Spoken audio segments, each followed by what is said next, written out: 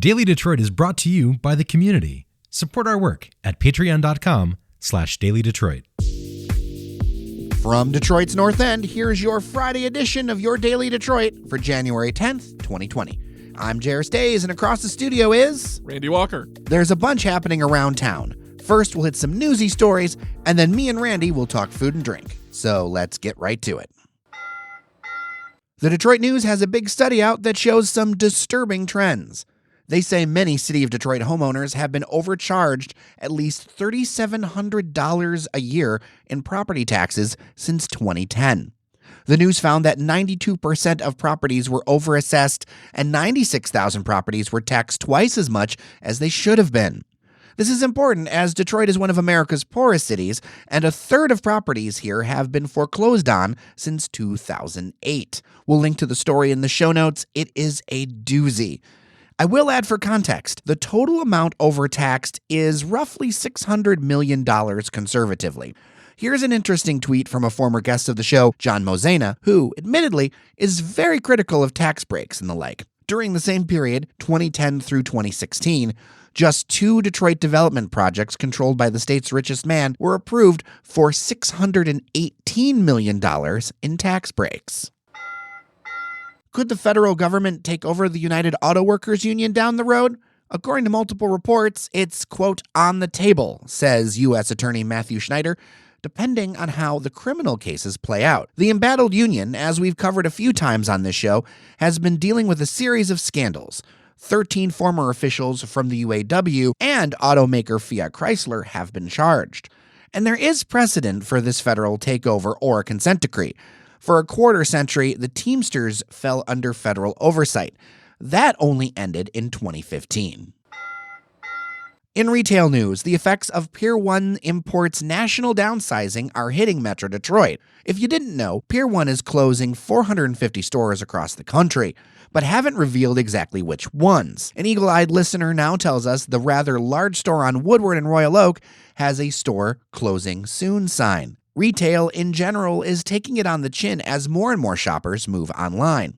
In an upcoming conversation on the show next week, we'll be talking with an industry expert who says that stores are moving toward becoming 3D advertisements more than actual shops.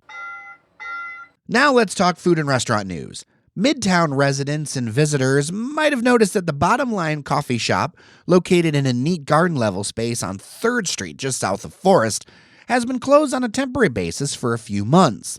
Now, thanks to a new GoFundMe appeal, we have an update on the black-owned Bean Slinger. The owner, Kyle Harris, alleges that internet provider Rocket Fiber and their contractors hit a sewer line 4 months ago, causing sewage to back up and destroy the cabinetry, inventory, and more. They say that they are seeking restitution from the companies. In the meantime, Bottom Line is looking for $20,000 from the crowdfunding campaign they just launched, and as of this recording has raised more than $900. The spot isn't a stranger to infrastructure problems. The previous owner shuttered for a while in 2014 because of building problems, including a lack of heat. I've always enjoyed the place, and a dear friend of mine met someone they're still dating there for the first time, so, it's a sentimental favorite. Winery chain Cooper's Hawk has announced a 3rd location in the state. This time, they'll be coming to Troy. The site on Big Beaver Road is still under construction, and they're targeting a spring opening. To staff up, they'll be hosting a job fair next week. They'll be hiring for all positions, about 160 in total. That's interesting news, Randy. I know that place is pretty popular. I think they're based out of Illinois, I believe.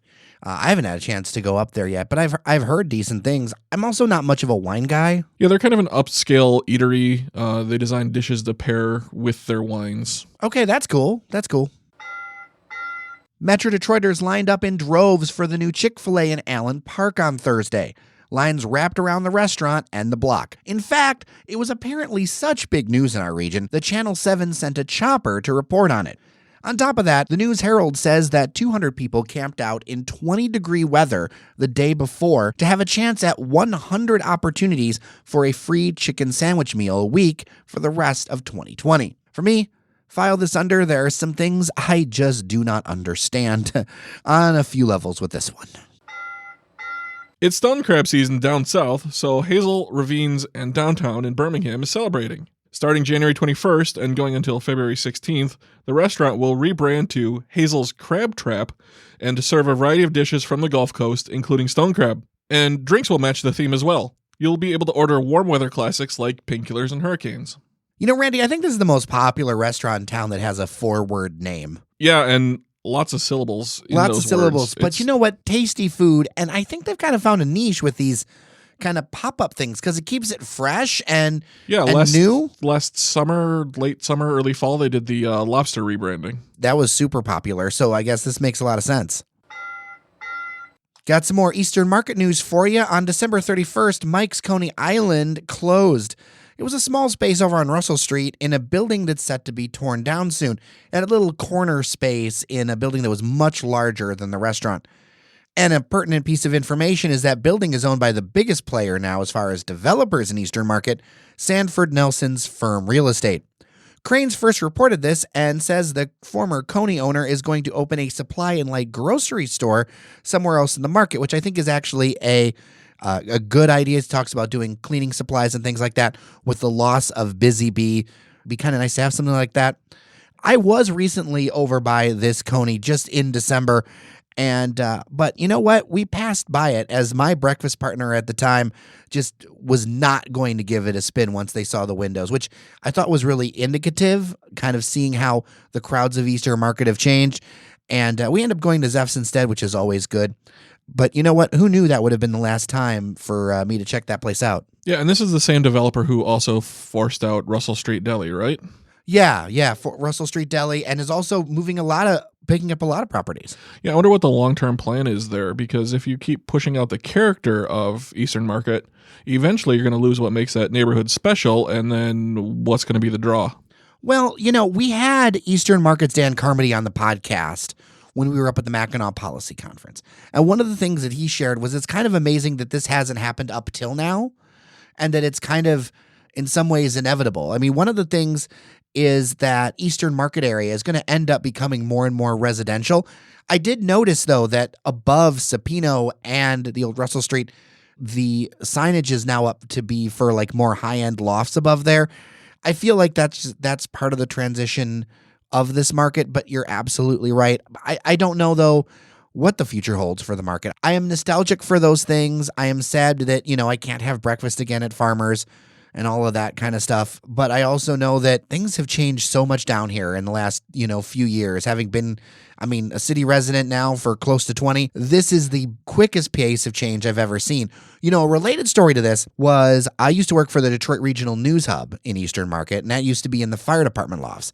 And Cheyenne sent a link into our Slack that we ended up not talking about, but I think I'll talk about here, that one of the lofts that was in the building that we worked in back in the day, like 2014, 2015 or so, I can't remember exactly, 2013, 2014, it was less than $1,000 a month for this loft, a really decent loft. Now it's nearly $500,000 to purchase this loft. And that's just in, 5 years, 4 years. I think we're in this stratospheric rise, and I have no idea what's happening next. Well, whatever does happen, you can be sure that we will report on it. On Wednesday, Kroger cut the ribbon on their first remodel in 2020. The honor goes to the store located in Milford on Highland Road.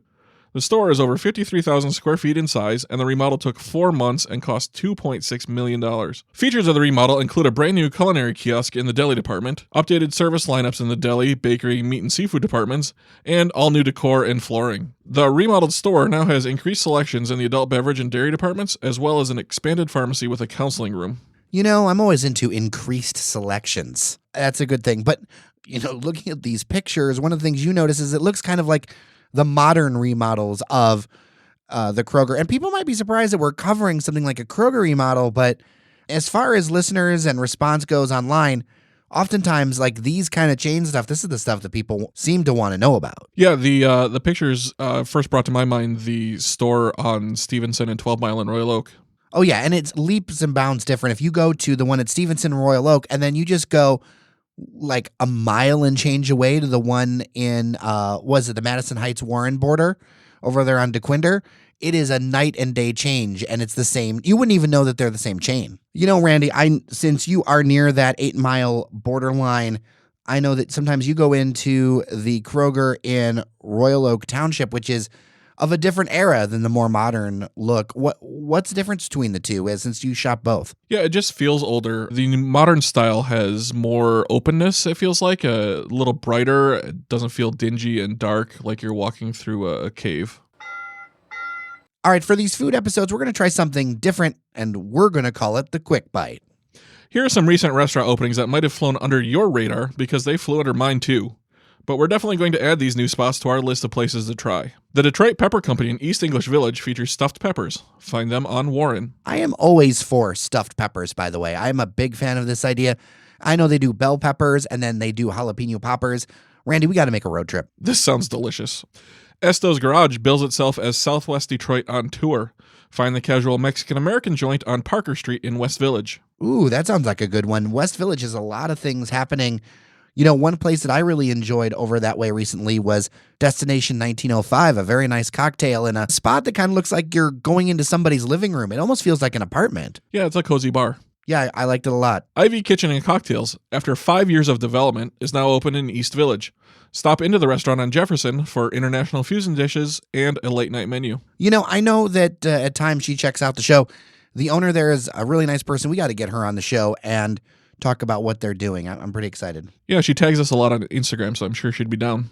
And Tiny 20-seater Mink from the group behind Farmer's Hand, Marrow, and Folk is open in Corktown. For dinner and apps only, find them on Trumbull. Sven has talked about these places a couple of times, and we've talked to the owners before on the show. What nice people. I'm so glad to see that they're finding some real success with these different concepts. Let's move them up to the top of the list.